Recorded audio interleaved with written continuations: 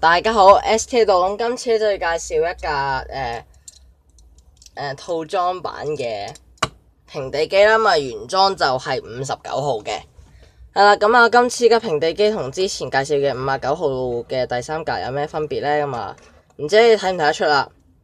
我一眼睇得出啦，咁攞埋原裝嚟啦，有咩分別？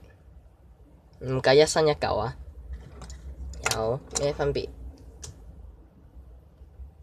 好啦，咁開估啦。咁其實咧好簡單嘅啫。嗱，依家睇睇到個轆，直情係成嚿唔同嘅一個車尾部分，成個下半身都唔同嘅，係啦。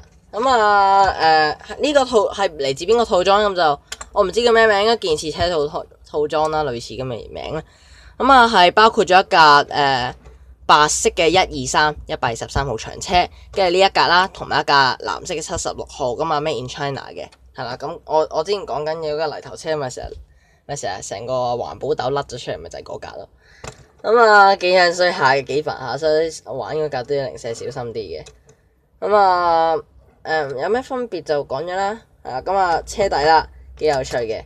車底佢呢架咧就 Tommy Made in China， 59號scale 1:50，跟住2008年，跟住呢個咧就因為佢係後面冇咗嘅。跟住又冇晒佢邊一年啦，1比幾啊，同埋個 number 嘅，係啦，啱啱佢個冇咗個 number， 係個 number 喺前面咁就大鑊啦，始終都唔係大鑊嘅，係咯，佢今次又好啊，唔會俾人知道原裝咩，不過你一睇眼就睇得出嘅，其實真係，係嘛，幾得意啊！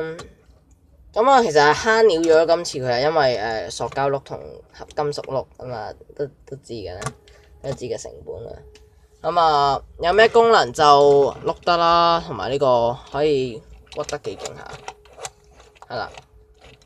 今次格嘅平地機嘅介紹就嚟到呢度啦，咁下次再見，拜拜。